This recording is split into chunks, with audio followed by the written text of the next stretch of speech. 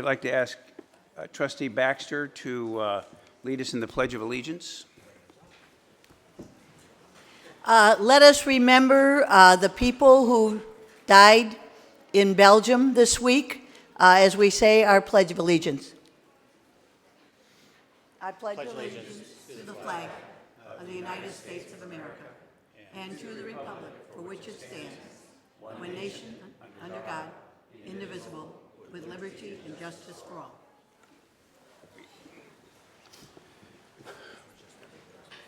Madam Secretary, can we have the roll call?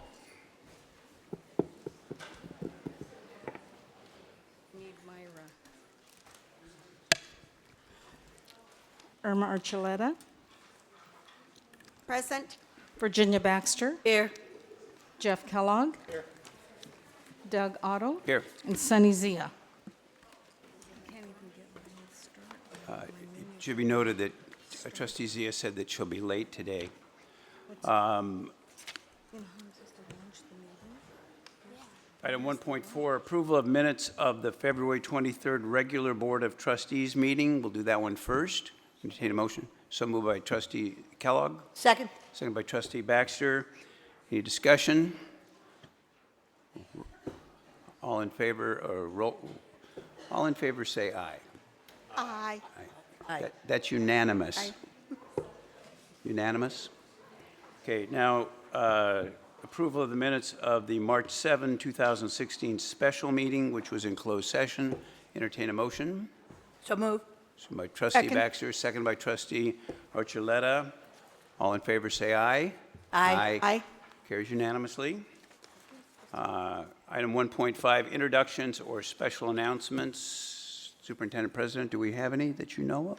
I do not have any. Okay, great. We will move on then. Subject 1.6, reordering of the agenda. So order for requesting to move item agendas to different times on the agenda. Hearing none, we'll go forward. 1.7, the Associated Student Body President report. Welcome. Good evening, Superintendent President Oakley, Board President something to- Otto, and members of the board. Come up. Oh, We're Okay. having internet pardon? issues. We're having internet Okay. issues. Give us a moment here. We're going to roll your socks up and down with this demonstration. Was that?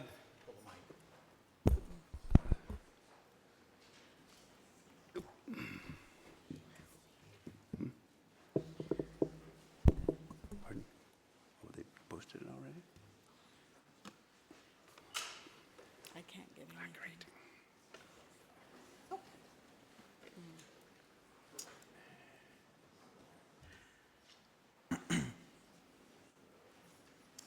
Just let him go ahead.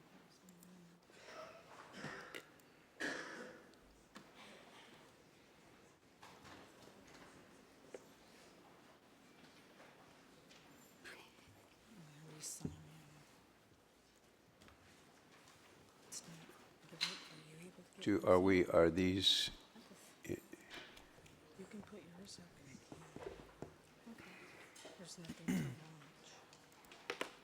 Then I'll just show this public one then. Yeah. There's menus. so you guys want to spend some time getting this together and let us do another agenda item first, or is? She's gonna shoot hers up there, but. Okay. I can't watch the meeting, so. Okay.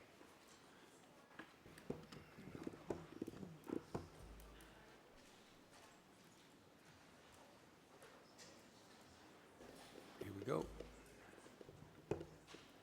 He can go ahead. Doug, he can go ahead. I'll take notes. Go ahead.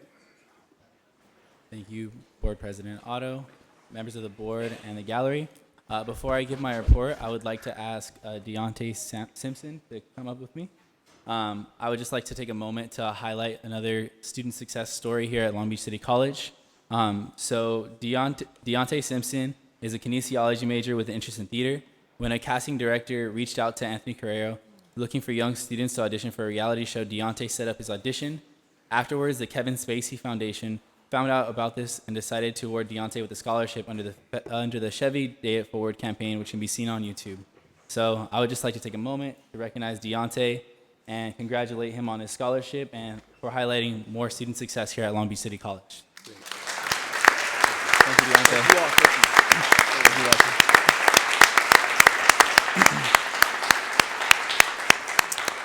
And with that, I will start my report. Just as Long Beach City College continues to evolve and improve, the ASB cabinet is hard at work to establish new and exciting efforts. For example, Josh Bedoya, our representative of publicity, is working on a Spirit Award contest to increase the ASB social media followers and increase student engagement here on campus. Shannon Tristler, who is our very first representative of sustainability, has been working diligently with the faculty, staff, and LBCC management on the first week of sustainability here at Long Beach City College, the week of April 18th, and you guys will hear more about it soon.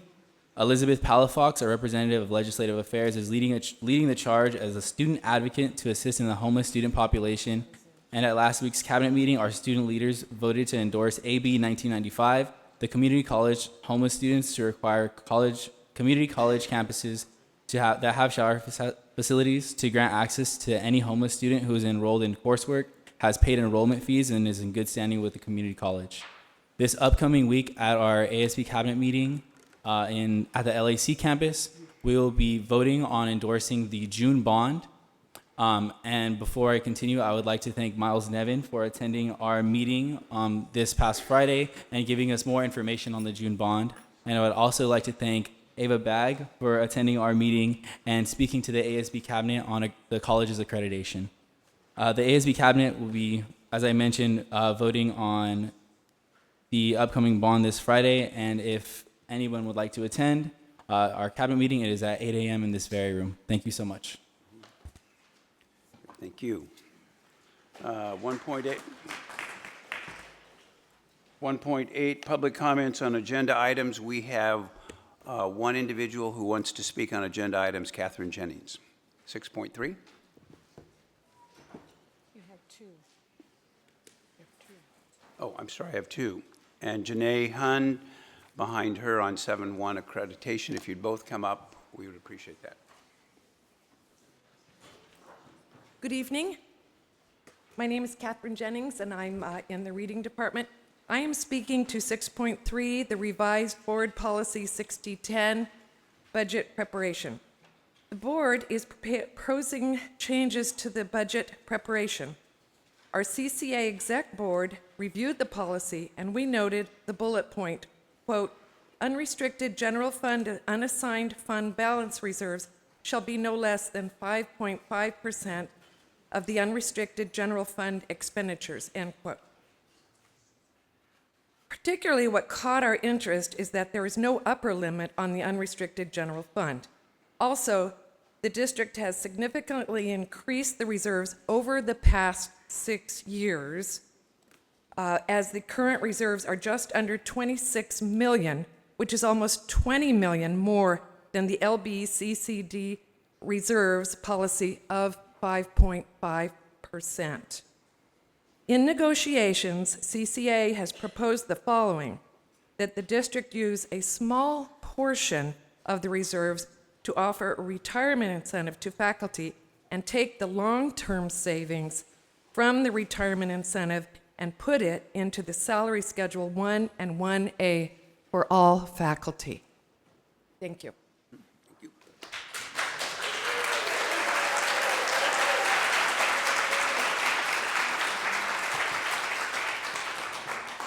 Janae?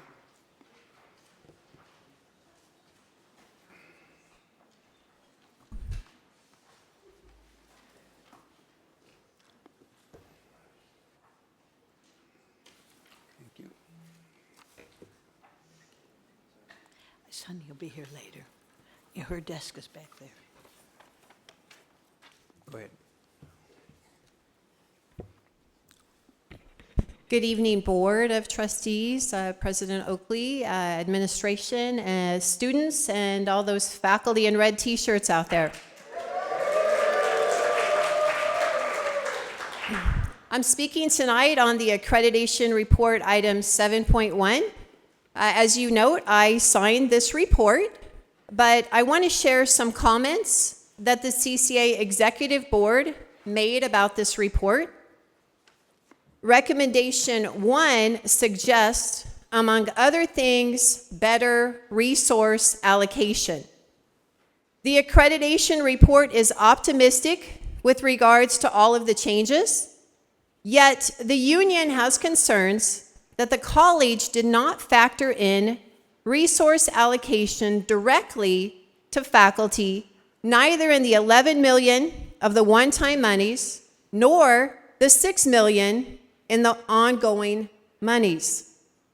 When budget cuts fell upon us, faculty and staff and students took the hits. We expected that in good times, we would be rewarded. Well, we have had a drought for the majority of the last 10 years. Faculty would like to see resource allocation of the ongoing funds and savings to be had with a retirement incentive go right into the salary schedule 1 and 1A. Let it rain down some on faculty this year. Our negotiating team has been thinking creatively, and we asked the district and this board to also think creatively and create a win-win for the district and for faculty. This would go a long ways in enhancing trust on campus. It is time to reassess and change the hoarding mentality. Thank you.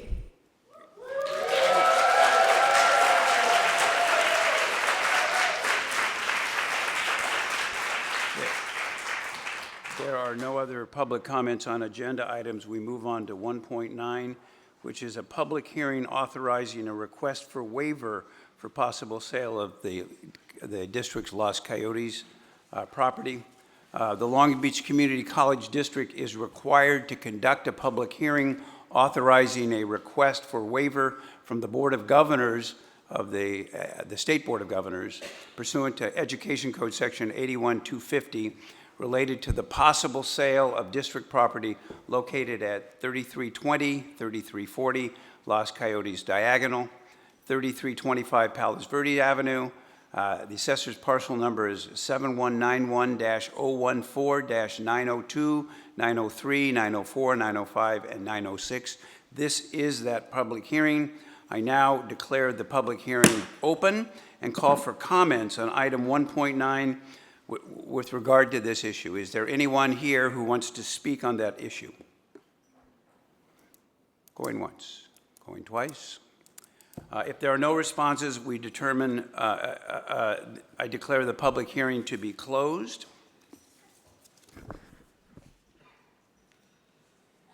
And I would hold on.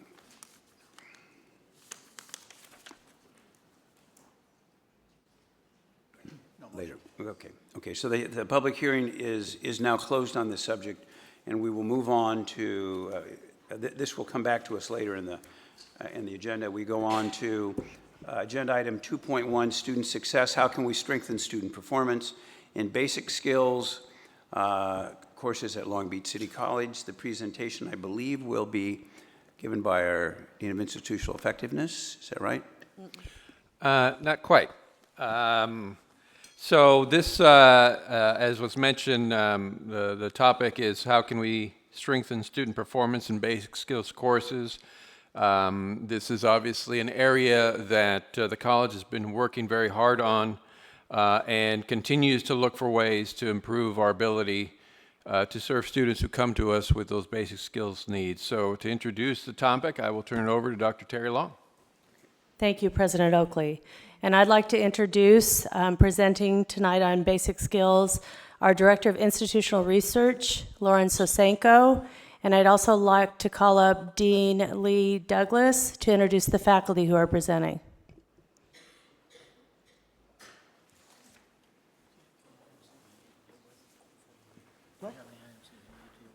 Good evening, Board President Otto, members of the Board of Trustees.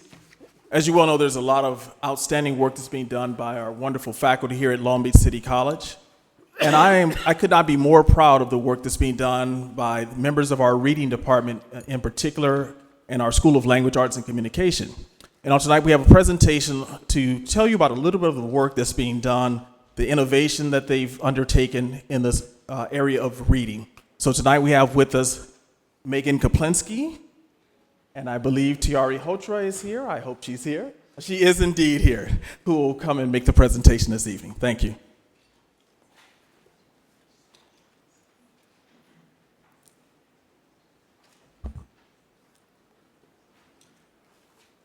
Good afternoon, everyone. Again, my name is Lauren Sosenko. I am the Director of Institutional Research here at Long Beach City College. I'm going to start our presentation about basic skills and then hand it over to Tiari and Megan to talk about the work that they're doing in their reading department. The first thing that I wanted to do was really just give you a sense of what our basic skills course sequences are here at Long Beach City College. We did an analysis looking at math, English, and reading. And so this table gives you the different courses that we might refer to through this presentation and what we consider transfer level, what we would consider one level below, 2 levels below, and so on.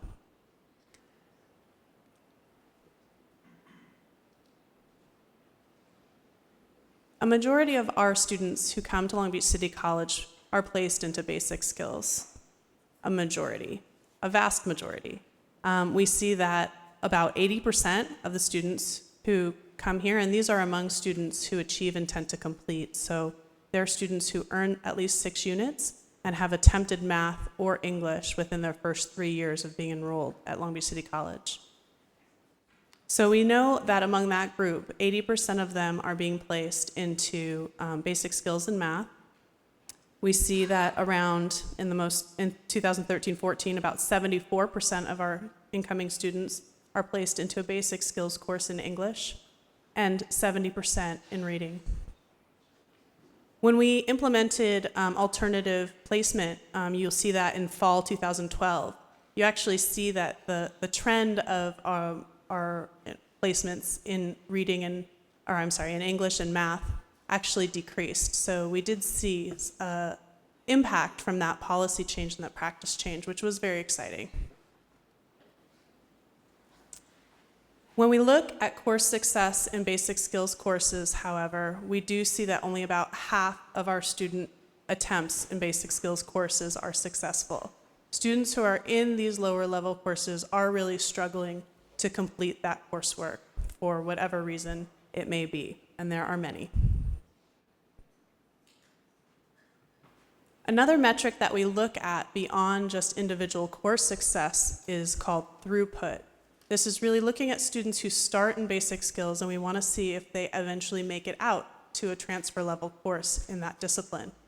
And we see that particularly for the lower levels of basic skills courses, the throughput is exceptionally low in reading, math, and in English. But the good news is we're not alone in this. There are colleges across the state and across the nation that are struggling with basic skills issues. And we have some tremendous faculty in all the disciplines working on these issues and trying to help students be more successful, to gain the skills necessary to be successful in college. And tonight we have Tiari and Megan here to share with you some of those incredible innovations.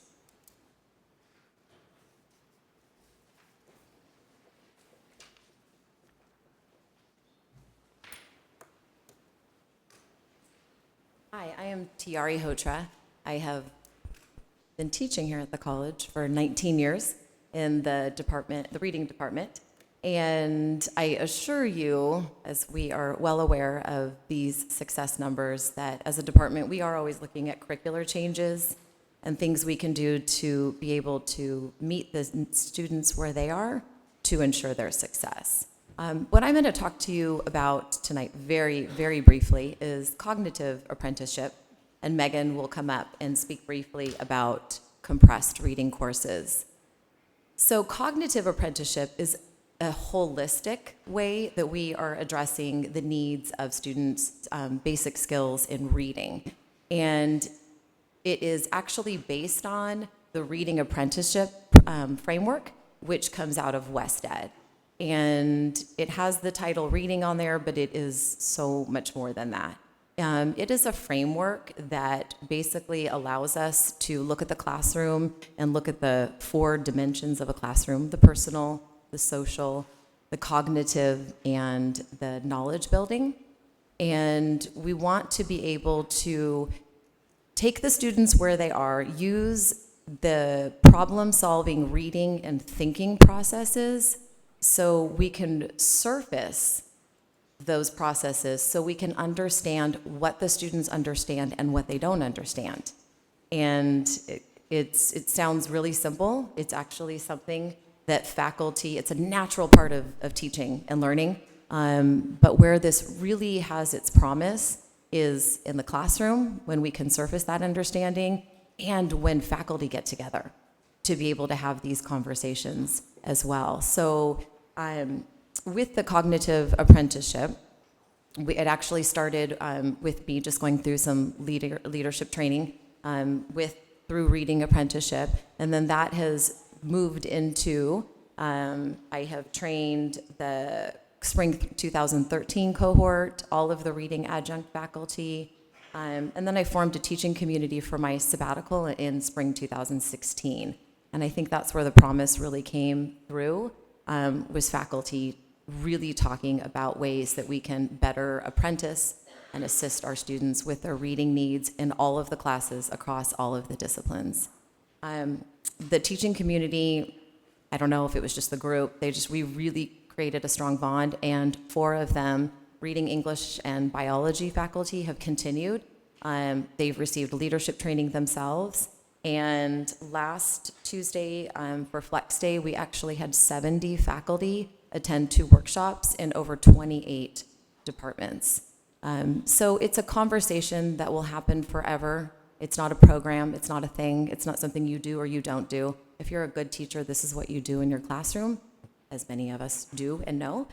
And it is something that does need some recognition, some continued support, because we have asked for nothing. We just love what we do with this cognitive apprenticeship, and we really hope that it does have far-reaching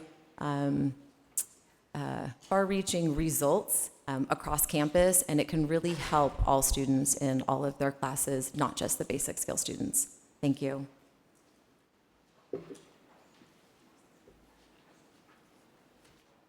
Hi, I'm Megan Kaplinski, also from the reading department, and I am going through my tenure process, so I am representing some of the new faculty here. I'm here today to talk to you a little bit about something innovative that the reading department has been doing. And what we've done just this past year under an equity-funded grant is we have created some 8-week compressed classes. And by compressing some of our reading classes, we have been able to move our students through placement in their transfer level classes much more quickly. So what we have done as part of this equity grant work group is we've been looking into ways to modify our curriculum and think about pedagogy for our teaching and think about ways that we can help students get through these classes faster and try to think about the building community in these classes because it moves kind of like a cohort. So what we did is we decided to, after researching, offer some of our classes, Read 883 and Read 82 to pilot, in the compressed model. That means these 2 classes are offered in 1 semester, allowing students to move faster. And we started that in the fall of 2015. We also worked as our work group to create common assessments, to create strategies to foster a sense of community in a cohort setting, and a unique set of textual resources for these compressed classes to set the class apart from the traditional 16-week class. The department has expanded this pilot this spring 2016. We actually discovered that there was demand for regular 8-week classes that were not part of the compressed model as well. So we decided to open that up. And so Tiari and I are teaching these compressed and or 8-week courses. We have found a lot of demand for the courses. And so we are planning to expand it even more in the next academic year. Some of the findings we already have from looking at the data from fall 2015 in our pilot of the compressed Read 883 and Read 82 class were that all of the students that took 883 and compressed that moved to Read 82, all of them passed Read 82. So we already have very promising success rates in our classes, but our quicker 8-week and compressed classes are already showing much promise. So we hope to expand this next year by adding more classes at both campuses and at different time slots so that we can reach a broader group of students in our next phase of the pilot. We're going to, at the end of this semester, continue to analyze the data in order to find out the success rates of the courses, to compare and contrast the 16-week versus the 8-week versus the compressed courses. And again, at both campuses, we're hoping to expand this in the future. We're also looking into expanding this as our pilots continue into other levels of reading classes that aren't at the highest level of the series. So that's a little look at what we're doing currently in the reading department this year and hope to continue to have great success with. So thank you for the opportunity to share some of the innovations the reading department has been going through recently. We welcome any questions or comments that you might have at this time. Yes, hi, Megan and Tiara and Lauren. I have actually 3 questions. First question is, last semester, the math department presented a model that they used where they put 150 people in the room and had computers, it's called Alex, you know. Does the English or reading department have that kind of a software program that they could use to measure how quickly the students learn? I don't mean not now. I assume you don't have it now, you'd use it. But I mean, is there something on the market that is available? My quick answer to that would be access to computers. Lack of access. We have to get in just to even have we have a lot of classes and we don't have that access. I don't know if that's probably not really answering. So I would say right off the top of my head, no. Okay. Yeah. Okay. Then second question is, how do students learn about this? Because it's a great idea. Was there a marketing plan, or how did they find out in order to sign up? So this is something that we bring at the faculty level, and then the faculty bring it into their classes. So at many other colleges in California, Pasadena City College, they've trained, I don't even know how many, let's just say 150 of their faculty. And so the students are getting the experience in all of their classes when the faculty has been trained.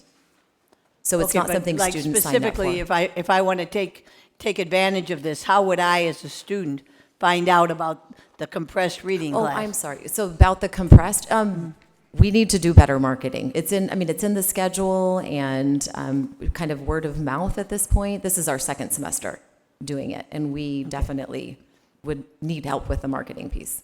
And then the last thing is this going to be, it sounded to me like you weren't going to offer it in the summer.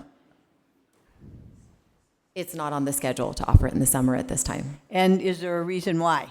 Well, it's already compressed because the summer is 6 Right. weeks. Right. So you are teaching reading, though, this summer? Yes. Okay. So I guess that would be kind of a compressed model. Yes. Thank you. Trustee Archuleta? Oh, thank you for your presentation. Really thorough, comprehensive. I do have a couple of questions.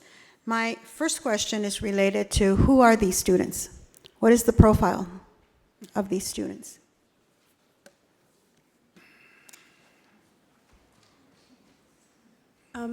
Can I clarify, do you mean of basic skills students, or do you mean of the students who are participating in compressed? Of the students whose information you just shared with us, the basic skills students. The basic skills students. Just a profile, more or less. Are we talking about first generation? Are we talking about, a diverse population or specific? What is the demographic profile? It really is a diverse student population that mirrors our general student population. It really is almost all of our students who are being placed into some sort of basic skills course. Okay. My second question is related, I guess, to some of the data that you're presenting and your statements regarding the fact that if a student starts at the 4 level below transfer, they have a very low success rate and they have a very low chance of progressing from, the 4 level to the 3rd level so on and so forth, to a degree applicable level, is that correct? 1%? Yes. Wow. It's not good news. So I guess my question is, are we, in this work that you're doing and the work that is being planned, are we planning on setting specific benchmarks so that we can try to move those students? I mean, what are we doing? What is the plan? Because this is, I mean, it's sad to see, Sure. particularly when I think about who makes up this population. And I know that if I start at the lowest level of math, then the chance of me to, persist over time, because that's really what we're talking about. We're talking about persistence over time, that the chance of me to persist over time is only 1%. And that's not good. So what can we do? How can we help you? Because we need to know how we can help you so that you can then help the students, because this is, to me, not an acceptable situation.